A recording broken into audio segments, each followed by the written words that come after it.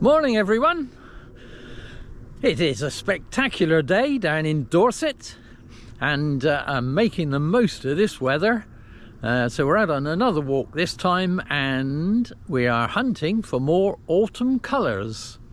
And this morning we are going to be heading into an ancient woodland, some of which actually dates back to the 17th century. So it should be an interesting walk and there should be some fantastic scenery. There's certainly some very old trees. I'm hoping the colours will be good. The sun is spectacular this morning and we have seen precious little of that recently, so this is amazing. Anyway, hope you're going to join me. I'll tell you more as we walk. But it is absolutely fantastic and it's fresh for once, and often we can say that, I don't think, now. Anyway, more about the walk in a minute.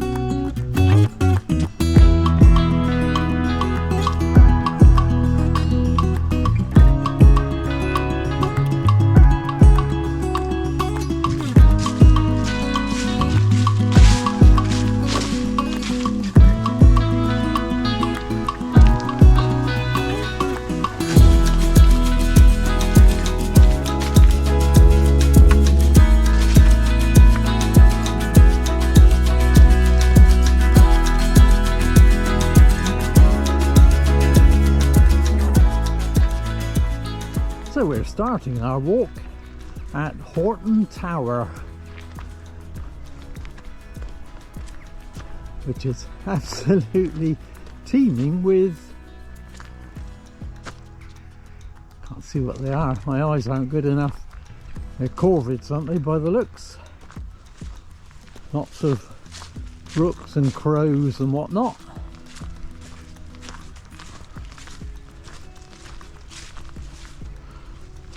We'll go past it, I think, and then look at it from the other side because the sun is quite blinding. So Horton Tower is also known as Sturt's Folly, is a 7-storey tower that was built, well, there's a lot of mystery about it, but it was built by Humphrey Sturt. But even there's a mystery because there's actually 2 Humphrey Sturts. There's a Humphrey Sturt Senior and a Humphrey Sturt Junior, because the son was given the same name as the father. So there's mystery over that. There's mystery over when it was built, because there seems to be quite a divergence of opinion. Some say it was built around 1700. Some say it was built around 1750. The kind of most logical explanation of this, I think, is that it was actually built in 1726. That's what seems to be the general consensus, although you'll see all sorts of other dates all over the place. So I've come through the fence now. I'm going to join the sheep.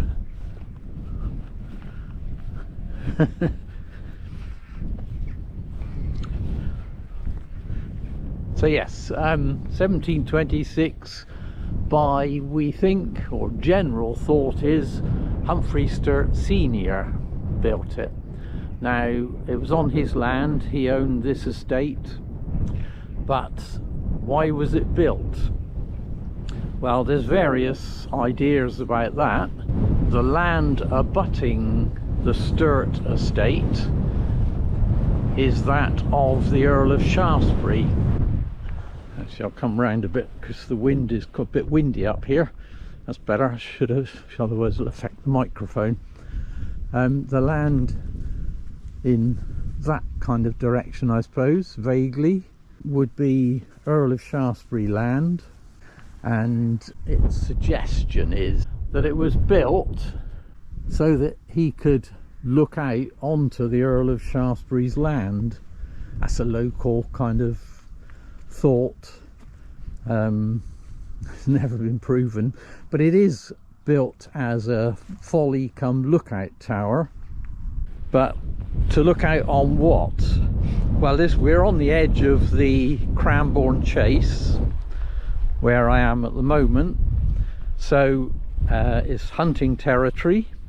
So there's a suggestion it was built as a lookout tower so that he could view the hunt from the top of the tower.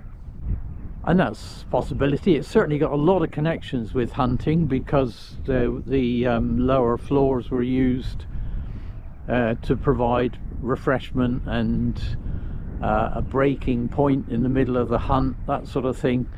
And it was used for a long time for that purpose as well. So it seems likely that it was a viewpoint for the hunt.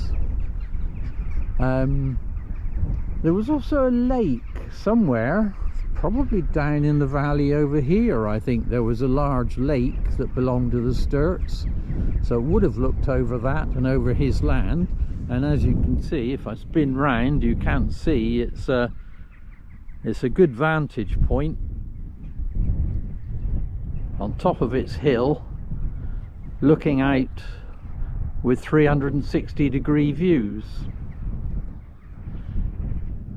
So it's an old place. It was, unfortunately, Traves didn't like it much, the famous historian. He described it, well, basically as an eyesore, really. It was already tumbling down by then. It had gone into disrepair, and he kind of thought that was a good thing. He was kind of glad that it was falling into disrepair, because ultimately the internal floors, well, the roof disappeared to start with. It originally had some kind of domed roof on it, but that disappeared, and the internal floors all disappeared as well. So there is now virtually nothing inside the tower. Sorry, this wind is a bit of a nuisance this morning. It's been so calm and still everywhere. Suddenly the wind's got up and I need to stand over here talking to the microphone. Yeah, so the inside of it is empty. It's all rotted away, but the stonework is okay. So it was in danger of collapse. It was offered, I think, to the National Trust at one point, but they kind of declined it, as far as I understand it. It was actually saved, if you like, and preserved for future generations by the fact that Vodafone wanted to use it as a mobile phone mast. So they basically took it over, they've stabilized it and preserved it, and their mobile phone masts are inside, so it's got a continued use and it's preserved, if you like, now. I rather like it personally. I think it's quite an unusual design. It is hexagonal. The top third is hexagonal in shape.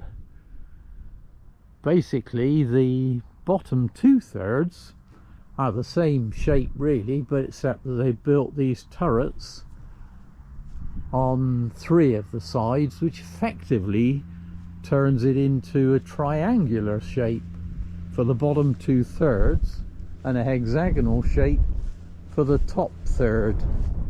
I personally think it's quite attractive. I know it's red brick, and maybe you would say that's a bit kind of uninteresting, but I personally quite like it, and it's certainly a landmark in this area, and it's been used obviously when they created maps. the ordnance people created maps, it was very useful because it enabled accurate maps to be able to be designed, because this was visible from all around. Sorry, I just need to do the gate up. Right.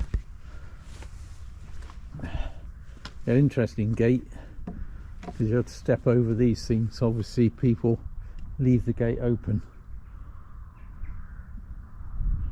So I like it. I think rather attractive personally.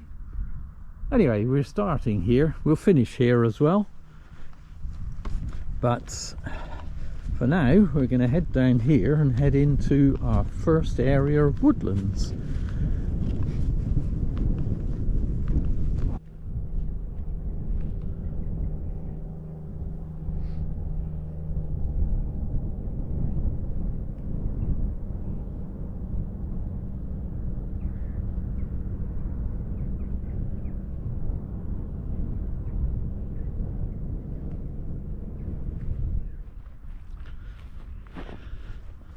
So I suppose the theory about the tower being built in order to kind of spy on the Earl of Shaftesbury's estate is interesting, because ultimately the Earl of Shaftesbury bought the Sturt estate, so they actually wound up owning Horton Tower, aka Sturt's Folly.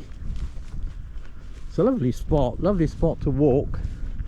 As you can see, some nice footpaths, lovely views. And today, bloomin' clear blue sky. Well, how is that?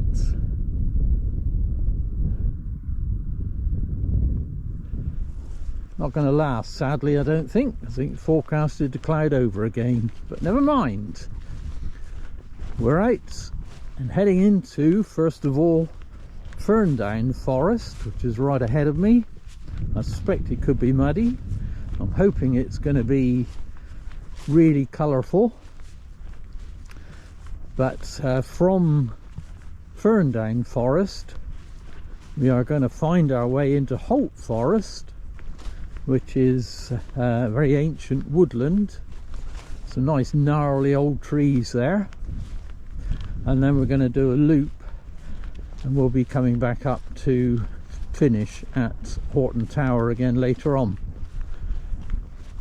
So it's not a long walk, this one. Deliberately headed out this way because I'm trying to make the most of the autumn colours and the sunshine combining together.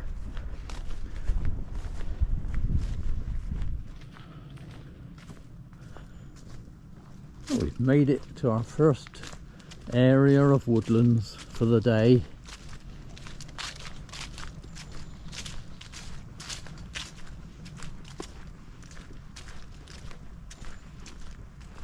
Of course, the thing is, with the low sun that we get autumn and winter, doesn't really penetrate the forest too much. So we get glimpses of it.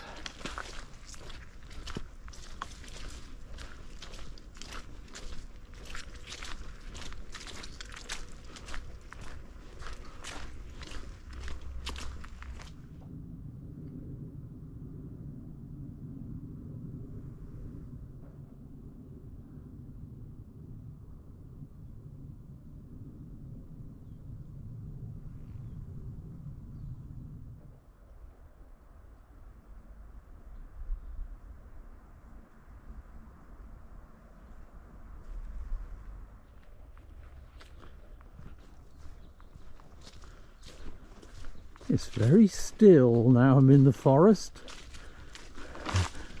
It was quite windy up at Horton Tower. I hope it didn't affect the microphone too much. But now that we're in the woodlands, we are sheltered from any wind that there is. It's a bit quite muddy actually.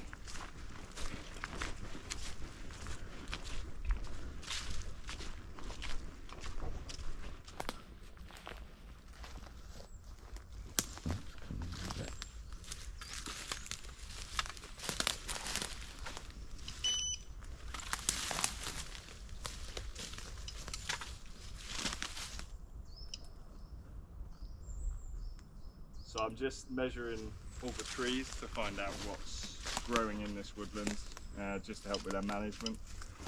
Right. Selecting what species are growing in here, and then I've got to measure how tall they are. So that'll be the next part after I've taken all the DBH. That's a bit more difficult, isn't it? You've got a giant pair of. I've got some of Yeah, those I've got in my the garage. calipers for measuring it. Yeah, and then I've got this little device which is has lasers on it, and it's a laser rangefinder, and then I use it to measure the height of the trees. So, see. So, yeah. You'd have a tape measure then. Yeah, no tape measures, luckily. Yeah. It's a little bit more accurate than that nowadays. Yeah, So, yeah. But yeah, so this will give us all the details we need to know about the forest and what's growing here, and then we can make the right management decisions going forward. So, so yeah, and we do it all through these woods. So. Interesting. Yeah, no, great. Okay. Right, good to see you. Well, thanks very much. Thanks a lot. Cheers. Cheers.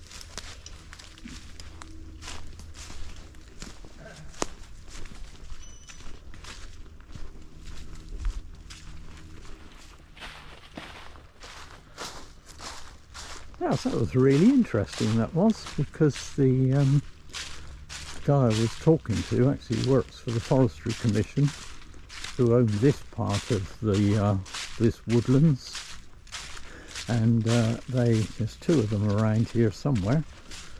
There's another one in amongst the trees somewhere, and they are surveying this forest, noting all the trees. He's got those massive calipers, so he's able to measure the trees, the girth and the height, put in a report, and from that they can decide on the management of the forest. And obviously the Forestry Commission is about making money, so obviously they need to fell trees in order to sell the woodlands, but there is also these days an element of kind of biodiversity and managing the woodlands in such a way. Hold on a minute, try and get across this muddy patch. Right, falling in.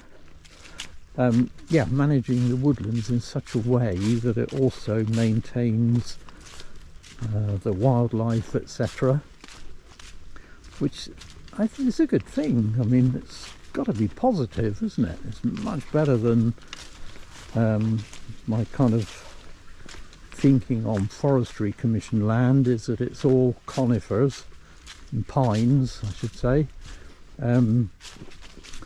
all in a line, grown up, slaughtered or all cut down, and it seems we've moved on from that, which is really good.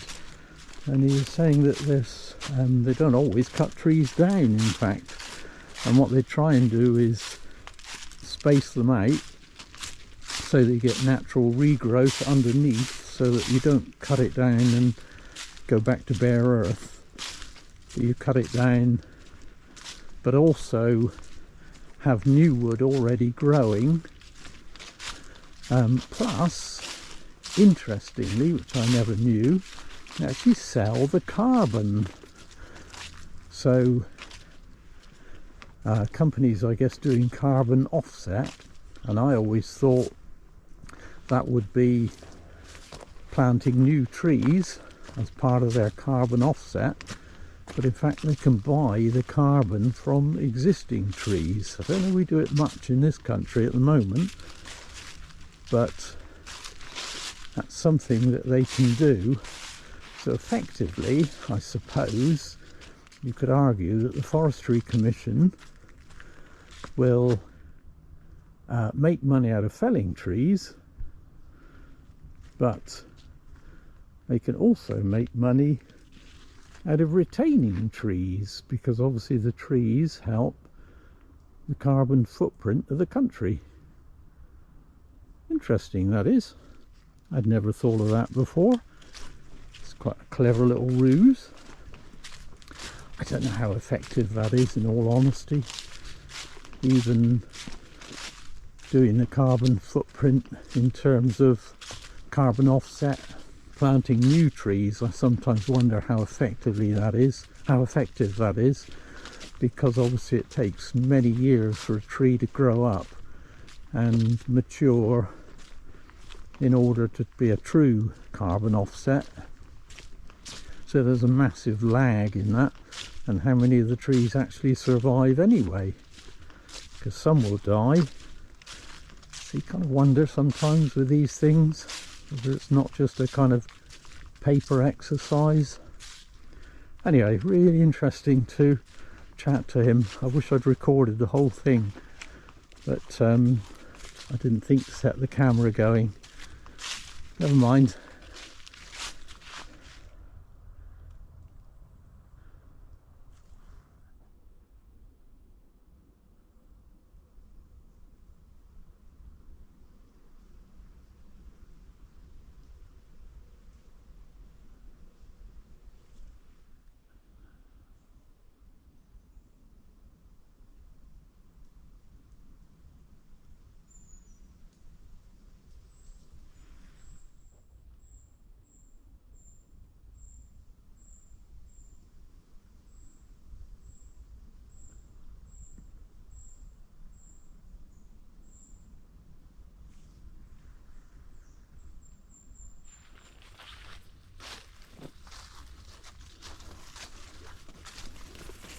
So there are a number of woodlands here.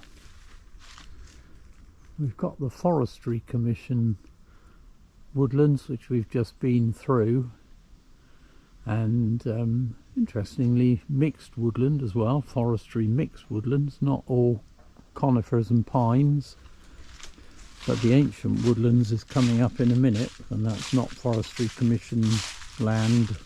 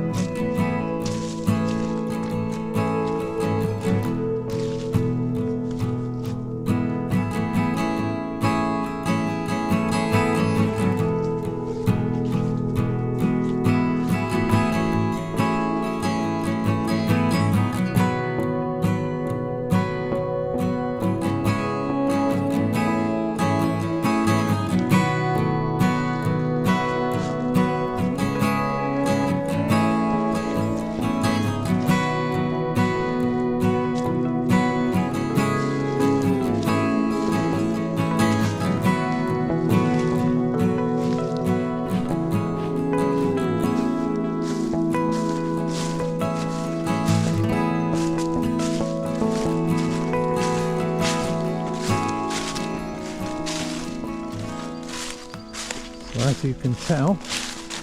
We are deep in the ancient woodlands now. Holt Forest. With some gnarly old trees.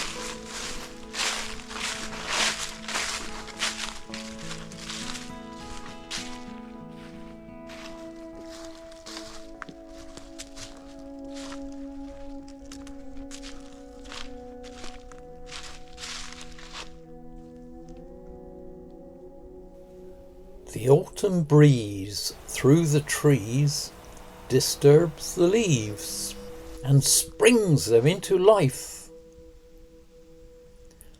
They flutter and stutter, quiver in tactile tremulous intimacy, dance with jaunty joyfulness, reel with raucous revellings, zing with an infusion of spirit, while clothed in their best autumn dress, to eventually glide with the grace of a swallow. Trees, leaves, and breeze play their parts. The trees the stage, the leaves the players, the breeze the music, and all who walk these weary woods are an audience enwrapped, if they choose, if they see. This is nature's free ballet.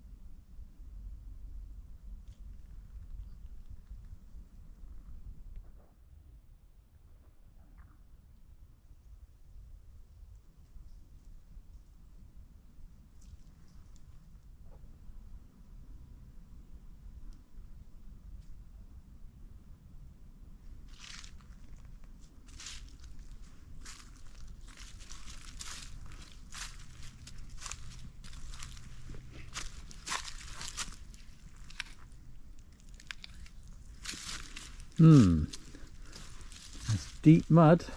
Good job I could get round the outside of it.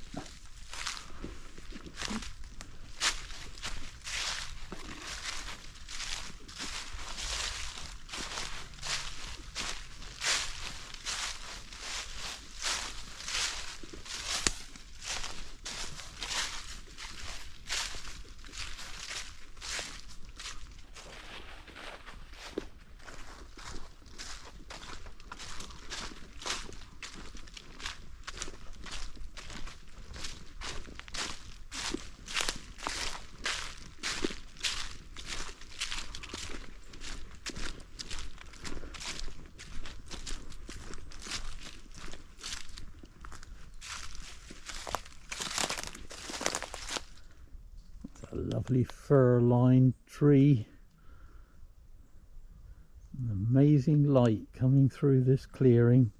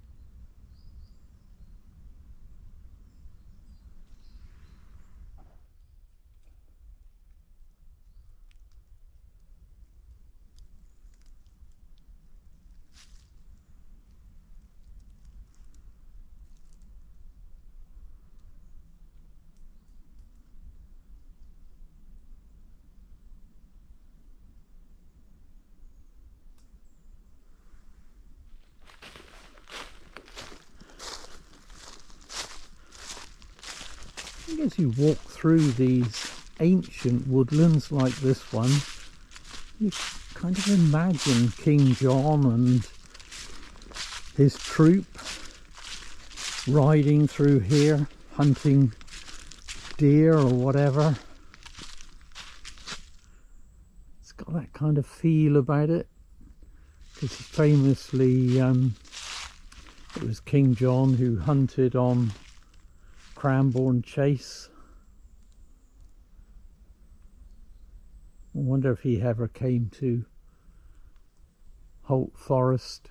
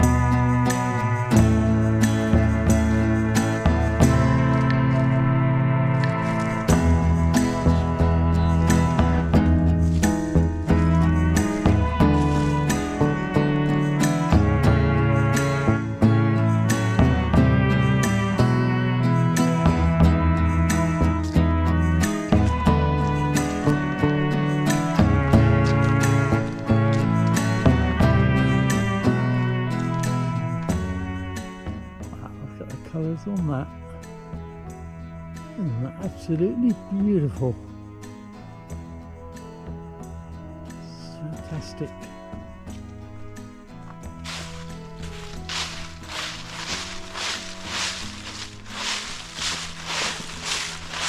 So we're just walking around the perimeter now of Holt Forest, which is on off to the right. And we're actually heading towards the next area of woodland, because we haven't finished yet with woods. The next bit is actually Holt Wood. So we're going from Holt Forest to Holt Wood.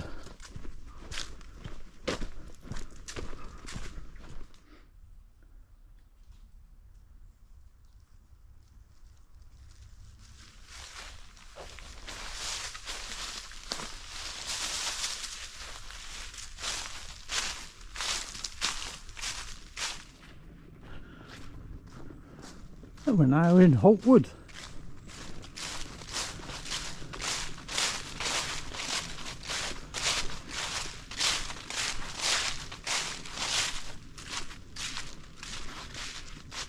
More colours and more old trees.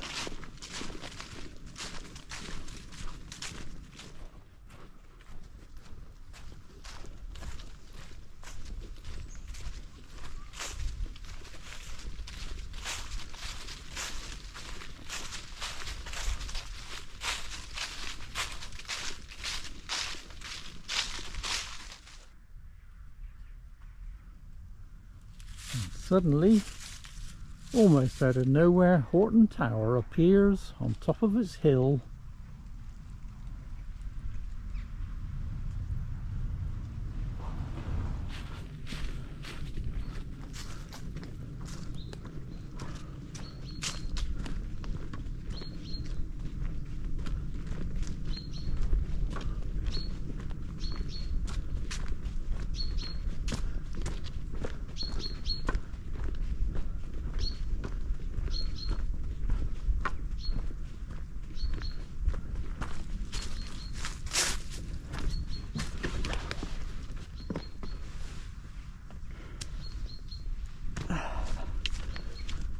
We're out on the open hillside again.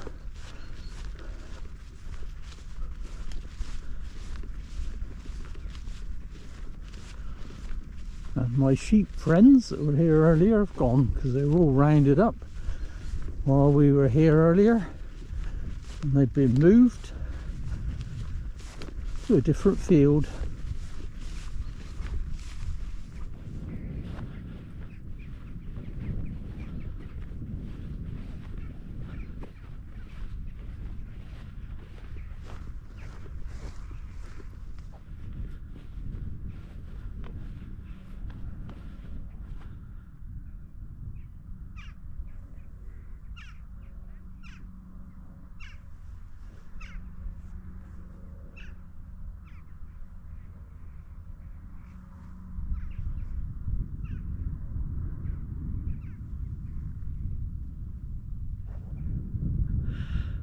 And I think this is a good spot to sign off the video.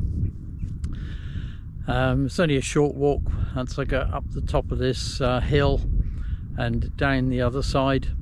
It's just a short hop down to where I started the walk from and where the car is parked. So this is a good point to end. And yeah, what a fantastic day. Absolutely amazing. We got the lovely tower behind us, which I really like, and the good views. We still got amazing sunshine. We've had some lovely ancient woods. Just love the colours and the old trees falling down and covered in lichen. Such a wonderful woodland that is. Holt Forest, if you come out this way, it really does reward exploring because there's some absolute wonderful trees. It's such a lovely place. And we got the bonus of chatting to the guy from the Forestry Commission as well, with information about what they do with certainly the Forestry Commission part. Anyway, so it's been absolutely fantastic. I have absolutely loved it today. It's been truly amazing. But I'm just going to head off now back. So thanks for coming with me. I hope you've enjoyed it. I've loved it, as I say. I hope you've enjoyed it.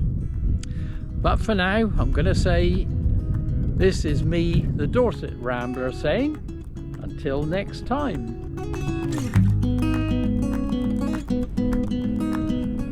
Oh, and I see the sheep haven't all gone.